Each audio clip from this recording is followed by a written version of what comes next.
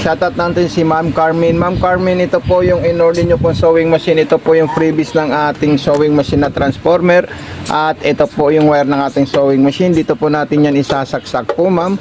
Huwag po natin kakalimutan gamitin itong transformer natin, ma'am, kasi importante po ito, ma'am, sa ating unit po, ma'am. Ayan, so magkakaroon po siya ng power po, ma'am, pag ginamit natin siya. Okay? So ito po yung power on at saka off ng ating unit. So ayan po siya, ma'am, at ito na rin po yung freebies ng ating unit po, ma'am. Din unang gagawin po natin, ma'am, tayo po ay maglalagay ng sinulid sa ating bobbing. At saka meron na pong mga extra po dito, ma'am. Kompleto po dito yan, ma'am. Huwag po kayo mag-alala dahil meron po tayong mga video tutorial ito pag kayo po ay nag-message sa Mato Sewing Machine Vlog Facebook account natin yun, ma'am. Okay, so ito po yung bobbing natin, ma'am. Pag tayo po ay magpupundo ng sinulid, ilalagay natin dyan, itutulak natin doon, pipindutin natin ito, ma'am.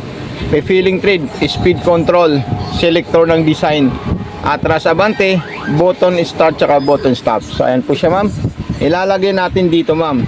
Ayan, tapos mayroon po tayong indicator dito. Makikita natin kung paano po natin ilalagay yung bobbing. Sa itaas, ito po siya, ma'am. Ayan, so napakadali lang po, ilalagay natin ng ganyan. Ilalak natin ito, ma'am. Tapos, step 1, ayan po siya, ma'am. Kailangan nakataas po, ma'am, yung pressure foot natin, ma'am.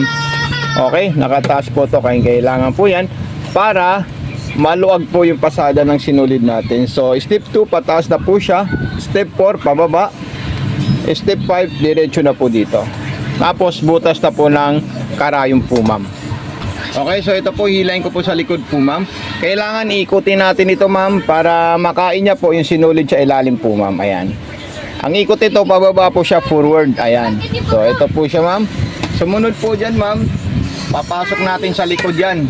Okay? Then, isasarado po natin ito para matesting natin yung unit natin, ma'am. So, iti-testing natin siya, ma'am, sa maninipis na tela po, ma'am, para makita natin yung performance ng ating unit po, ma'am. Okay? So ito po yung manipis na tela natin. Makikita natin siya, ma'am, kasi white yung sinulid natin. Ayan. So yung design po niyan, straight line po, ma'am. Tatlo yan, pero magkakaiba ng laki. Ayan. So reverse, ito po siya, ma'am, ng press natin. Then sunod natin dyan, kuha po tayo ng iba pang design natin. Ayan. So lahat po ng design niya po, ma'am, lahat po yan, ma'am, gumagana po, ma'am. Ayan. Sumunod naman po, ibang design naman po, katulad ng zigzag. Ayan. So, tatlo rin po yung zigzagger niya. Zigzag na medium, small, at large. Katulad din po yan sa street line natin, Ma'am Carmen. Okay? So, ito na po siya, ma'am. Napakaganda ng design ng ating unit po, ma'am. Ayan. Napaka-solid. Ayan. Okay? Then, yung mga iba't ibang klaseng design ng ating unit. Ayan. Sunod-sunod natin yan, ma'am, para makita nyo po siya, ma'am. Ayan, oh, napakasarap siya gamitin kasi automatic po siya, Ma'am Carmen. Ayan, huwag niyo po kalimutan ni unbox at magbigay ng rate sa ating Facebook page, Mato Sewing Machine Vlog, TikTok shop, Mato Sewing Machine. So, lahat ng design niya po, ma'am, gumagana po yan, ma'am. All goods, all condition po yung unit natin, Ma'am Carmen. Okay? So, any concern, any problem na malalaman nyo po sa ating machine, wag po kayo mahihiya mag-message sa akin, mama, kasi dito po tayo nagbibigay ng video tutorial sa ating Facebook page, sa Mato Sewing Machine Vlog. So nag-iisang Mato Sewing Machine Vlog lang po, ma'am, yung Facebook page natin, ma'am, at nakikita nyo po yung profile picture po natin, ma'am, na yung tindahan mismo ang profile picture natin, ma'am. Okay? So ito na po siya, ma'am. Pupunta naman po tayo sa ordinary stitch natin. Ayan, yun pang normal. Itong pangalawa po, ma'am, ang pang normal.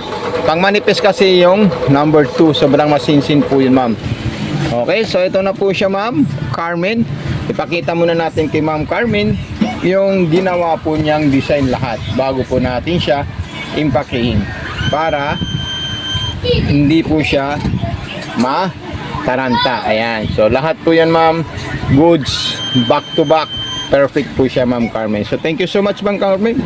God bless and more power po, Ma'am Carmen. Kompleto po yan ng freebies po, ma'am. Okay, so ito po yung mga pa-freebies natin, ma'am. Lalagay natin dito. Okay, at ilalagay natin yan. So God bless and more power po, Ma'am Carmen. Ayan.